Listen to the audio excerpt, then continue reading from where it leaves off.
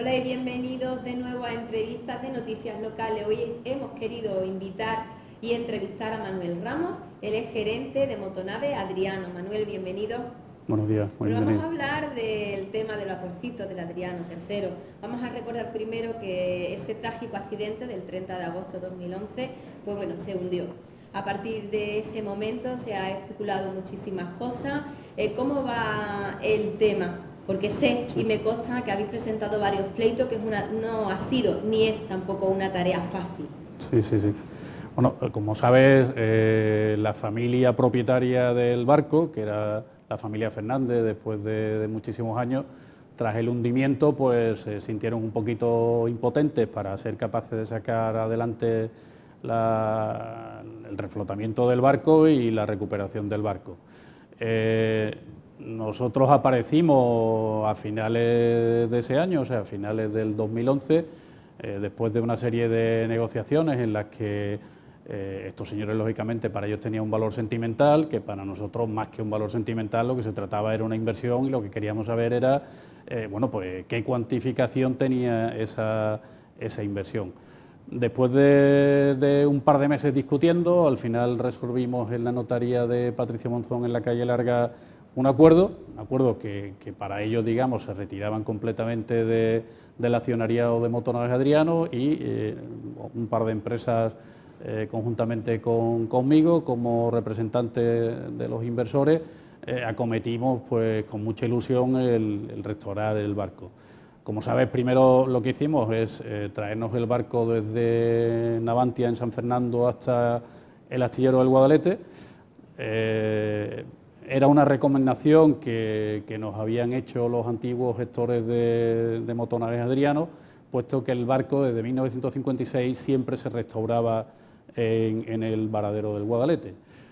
Aunque se construyó en Vigo en 1956, pero todas las reparaciones y todos los mantenimientos anuales se venían haciendo desde el varadero del Guadalete, y eso pues nos dio una cierta confianza en la medida que entendíamos que conocían muy bien el barco, que tenían incluso materiales de repuesto, tenía hélice de repuesto, eje de motor de repuesto, y que eso era una garantía para poder llevarlo a cabo.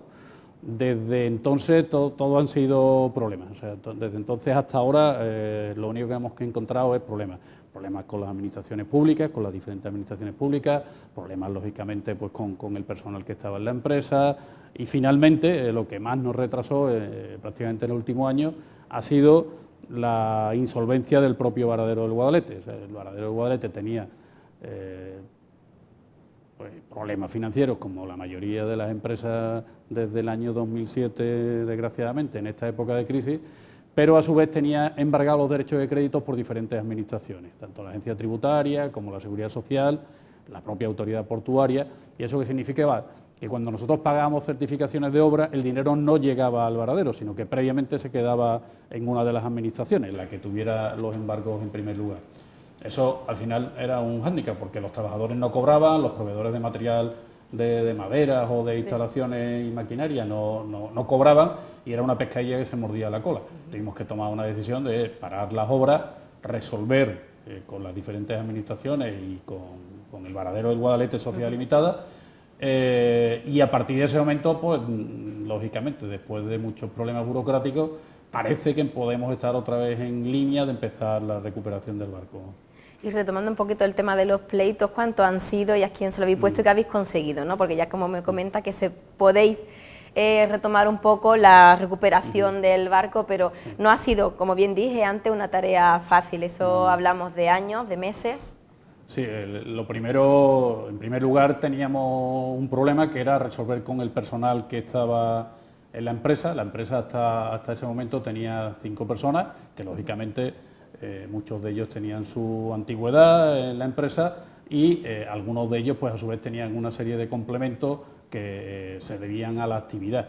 Después de estar prácticamente 6 meses sin actividad, nosotros entendíamos que las liquidaciones de personal se tenían que ajustar estrictamente a lo que estaba contratado.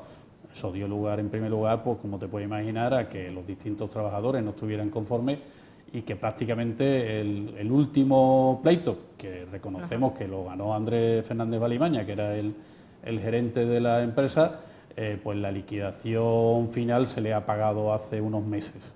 O sea que primero fue con el personal, se resolvió con ellos, con lo cual se acabaron los problemas. Posteriormente nos encontramos pues, con los diferentes acreedores que tenía la empresa. Tuvimos que, bueno, pues los que tenían razón se les fueron pagando sus facturas correspondientes, los que no tenían razón pues hemos estado discutiendo también los diferentes pleitos en los juzgados, unos lo hemos ganado, otros lo hemos perdido, los que hemos ganado pues eso que nos hemos ahorrado y los que hemos perdido pues tenemos que pagarlo o ya se han pagado prácticamente. Hicimos una ampliación de capital de 138.000 euros a finales del 2013 con ánimo de resolver financieramente toda la problemática que tenía. Y luego nos encontramos con las propias administraciones públicas, tanto por los embargos de derechos de créditos de Seguridad Social y Hacienda sobre Varadero del Guadalete, como con la autoridad portuaria, que al tener el canon concesionario, si no le pagaban el canon concesionario, también tenía un derecho preferente en los créditos de Varadero. Con lo cual, pues iniciamos yo te diría, un procedimiento un tanto complejo, que nos llevó a ir hasta el Tribunal Superior de Justicia de Andalucía contra la autoridad portuaria. Ese pleito lo ganamos, nos dieron la razón de que las cantidades que la autoridad portuaria consideraba que tenía que cobrar por el rescate o por el reflotamiento del barco no se ajustaban a derecho, pero habría una puerta para que determinadas cantidades fueran recuperadas o que la propia administración pública, de una cantidad inicial de 48.000 euros, se quedó en 19.000 euros. Esos 19.000 euros pues, también se le están pagando a la administración pública. Es decir, nos hemos ido encontrando con sucesivos pleitos y el último, lógicamente, que ha sido más complejo, era Varadero del Guadalete, que tenía la concesión del astillero.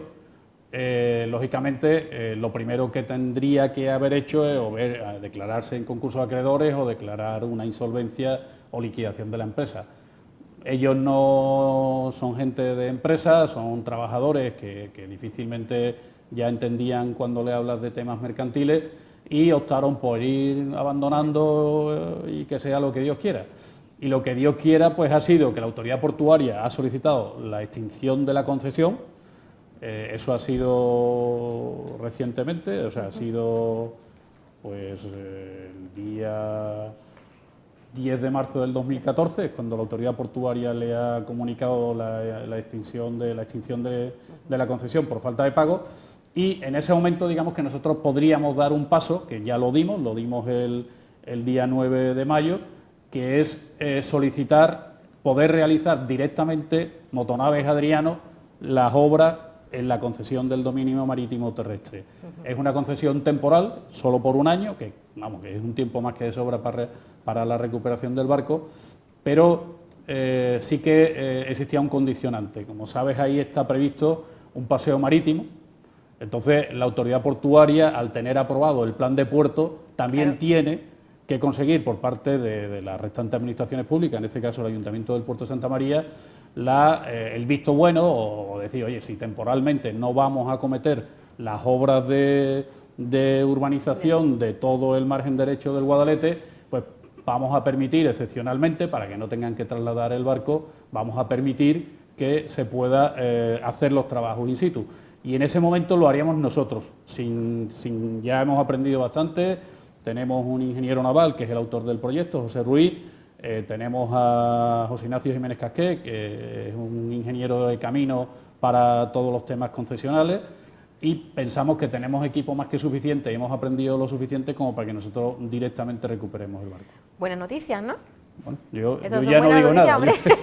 Hombre, por supuesto, incluso también para los ciudadanos, ¿no?, los portuenses, que se preguntan, ¿no?, que es un tema que está en el aire, qué va a pasar con el vaporcito, porque la verdad que es un emblema en el puerto de Santa María y aparte que es declarado bien de interés cultural por la Junta, que en su momento les dieron este galardón y que las administraciones, la Junta de Andalucía, pues se tiene también que mostrar, ¿no?, que pronunciar en este caso, ya que Diputación, por ejemplo, y el Ayuntamiento pues os han mostrado su apoyo por la recuperación de lo que es este emblema.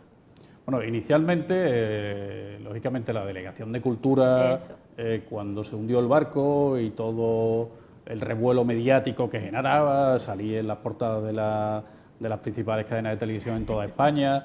Pues yo creo que Cultura inicialmente se asustó un poquito, ¿no?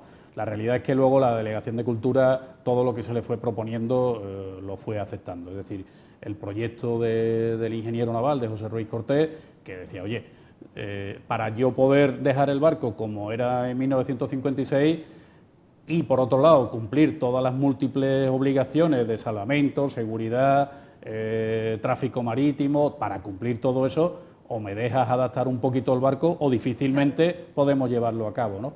Y la verdad es que, vamos, que la Delegación de Cultura en ese aspecto no fue poniendo. Al principio decía, no, que se restaure el motor, y tú le decías, pero si restaurar el motor vale 500.000 euros y un motor nuevo vale 100.000. Y además, el que se restaure no cumple los requisitos de emisiones de gases contaminantes que la Unión Europea nos obliga para obtener la licencia de pasaje. Entonces, cuando se lo ibas explicando, pues poco a poco fue engañándose todo. Pero con respecto a la Delegación de Cultura, ya te digo, no hemos tenido al final, vamos, que hay un buen entendimiento y no ha habido ningún problema. Con respecto a las administraciones, con Diputación no hemos tenido prácticamente contacto, o sea, hubo una época en este transcurso de tiempo, Diputación de Cádiz no se ha pronunciado yo creo que en ningún momento. Sí sabes que el Grupo de Desarrollo Pesquero en su día nos concedió una subvención porque ellos sí tenían, bueno, mucha ilusión en que un barco que era referente en la bahía, pues de alguna forma también pudiera atracar en el puerto de Chipiona y establecer conexiones entre Cádiz, Puerto Santa María, Rota y Chipiona, ¿no? Chipiona está dentro de la bahía, aunque su demarcación marítimo-terrestre pertenece a Sevilla. Entonces, la Capitanía Marítima de Cádiz tenía unos criterios, la Capitanía Marítima de Sevilla tenía otros.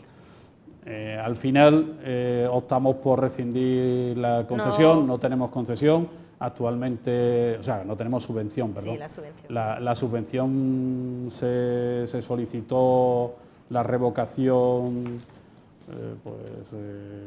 exactamente el día 11 de diciembre del 2013, Eso es. la Junta Directiva y en este caso Antonio Peña, el alcalde de Chipiona, pues se firmó un acuerdo de revocación, con lo cual los compromisos que se adquirieron por las dos partes quedaron extinguidos y ni nosotros recibimos subvención ni tampoco tenemos hoy en día la obligación de llevar el barco a Chipiona.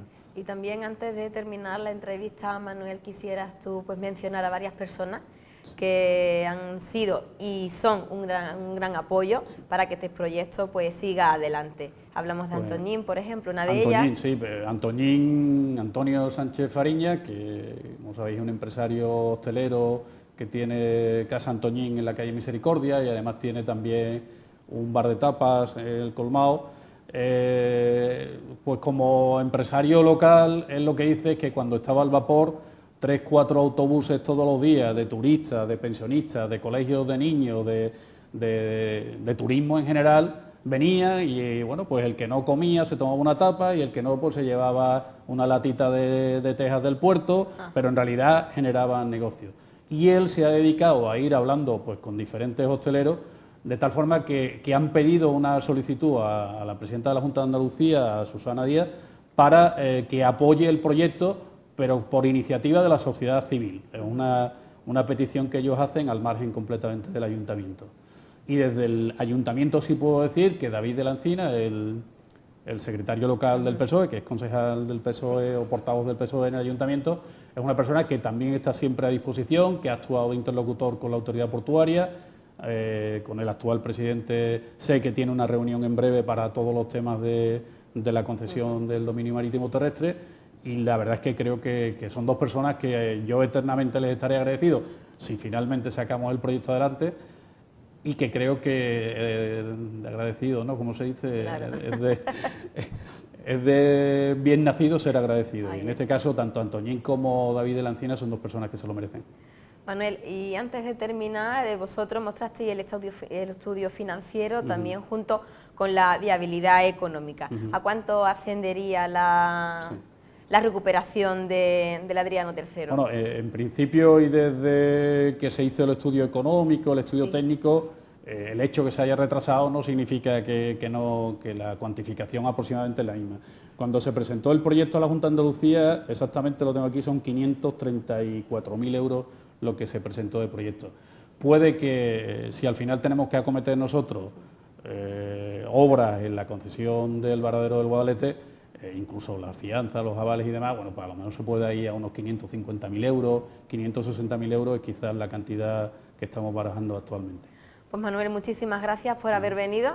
Nos ha quedado muy clarito todos los procesos desde que empezaste y hasta ahora habéis conseguido, y nos quedamos con la parte positiva, que sí, posiblemente pues se llegará a la recuperación del vaporcito tan esperado por todos los portuenses y turistas y ciudadanos, porque es un emblema conocido no solamente a nivel de Andalucía, sino a nivel de España e internacionalmente también. Sí, sí, realmente os doy las gracias a vosotros por el interés que habéis mostrado.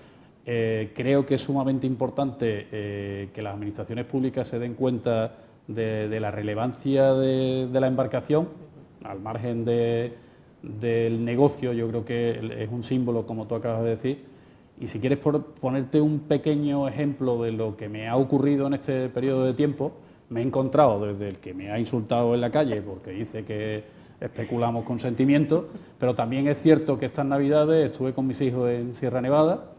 Y cuando estábamos alquilando los esquís, al ver que el carnet de identidad era del puerto de Santa María, dice, hombre, ¿y el vaporcito? Claro, entonces mi hija pequeña le dijo, pues de mi padre. Y estuvimos 2 días, y 2 días estuvo todo el tiempo preguntándonos por el vaporcito. Y por casualidad llevaba un pin del vaporcito mi hija, se lo regalamos y está esperando poder venir, que su mayor ilusión de este señor es venir al puerto de Santa María, porque cuando hizo su viaje de novio, se montó en el vaporcito y ahora iba a hacer 25 años de casado y quiere volver a venir. O sea que ese tipo de sentimientos yo creo que son sumamente importantes y probablemente la connotación que tiene no se ha valorado por parte de las administraciones. Pues Manuel, de nuevo muchísimas gracias y ha sido todo un placer. Muchísimas gracias a vosotros.